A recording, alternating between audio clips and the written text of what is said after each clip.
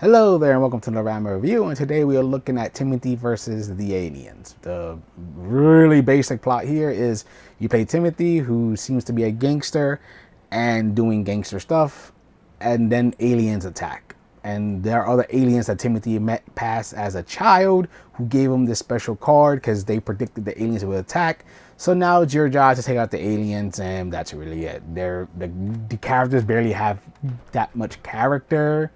The story's not really that deep. It's just simple A to B, stop aliens with your magical card hat, and that's it. So yeah, you're not really here for that. Gameplay itself is an action adventure game with semi-open world. As the city you're in, you can freely walk wherever you fucking want to, as you shoot down aliens and everything. The whole goal is to collect dynamite, so you're doing little missions or trying to reach different areas to collect these 3 pieces of dynamite to blow up a hole in the building to get to the alien to stop it.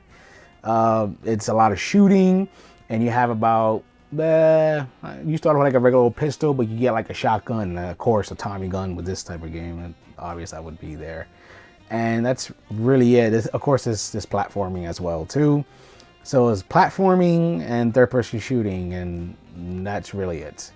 It's pretty fun though. Like, even though it's simple as hell, it is fun, walking around or whatever and just shooting these blobs of aliens and everything. You also can collect the money, which you can use to buy ammo for your guns. Eventually you get like in the sewer and there's like a shop there that you can buy new guns, you buy ammo and some other things like keys to get to certain areas.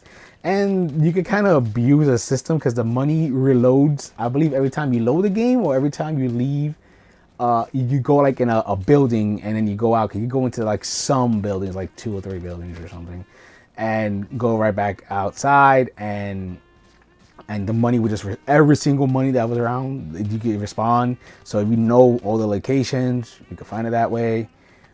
Some of the dynamite things you have to like do, I guess, little challenges. Like one is like turning on a switch and you got a really fast run to get the dynamite by platforming and running and everything, which can add some fun challenge, but nothing's too pull your hair out hard. There's even like a little puzzle like in a cemetery that isn't really that hard at all either. But again, it's all good fun. You also, with that card, your ability is to slow down time, so you can use it and take out a bunch of enemies. There are some spots where like a portal or shield or whatever will come around you, and you got to face off a gauntlet of enemies, which is pretty fun as well. The shooting, for the most part, feels okay. The aiming can feel a little weird. I don't know how to explain it, but sometimes when you feel like you're aiming at a certain thing, it doesn't feel like you're directly like perfectly aimed there. Like, it just feels a little weird. It doesn't like hurt the gameplay fully. It just feels odd. Like, it's hard to really describe, but for the most part, it's fine. The enemies, they don't put that much of a challenge. The more bigger rarity of the aliens, I guess, could take more bullets, so they could get on you pretty fast. So it's just playing a distance game. But I never felt like overwhelmed, and I don't think I ever died in the game. I think I died like once or twice from falling off a building more than facing the enemies themselves. You also can get personal stat upgrades from these little aliens, I guess you could save. And they increase your overall health and overall bar for your slowdown time card power. Yeah, that's basically it. And they're hidden all over the map, and you do have access to your map whenever you want to look at it. They don't really check off like areas you've been to, whatever. You just kind of got to remember where to go, or if you look up a guide or something, you can see where the thing is at. But besides that, there's also hot dogs you can find, and collecting these is like a little challenge and trophy or achievement depending what you're playing on. These are, you could pretty much find all of them. There was actually one, like I was missing just one, and I couldn't freaking find it. Thankfully, I followed a guide, and it was like the second or third hot dog within the video guide. So I found the last one like that.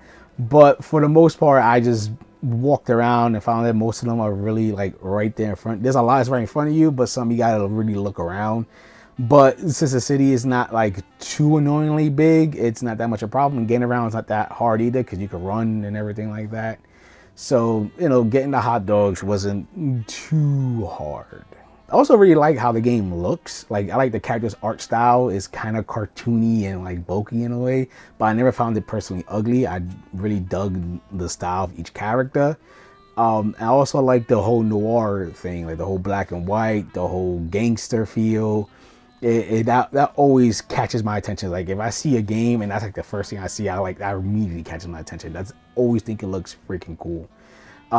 Yeah, so like visual, like design wise, the art style and everything, I really dig this. Now how the game runs, that's another story.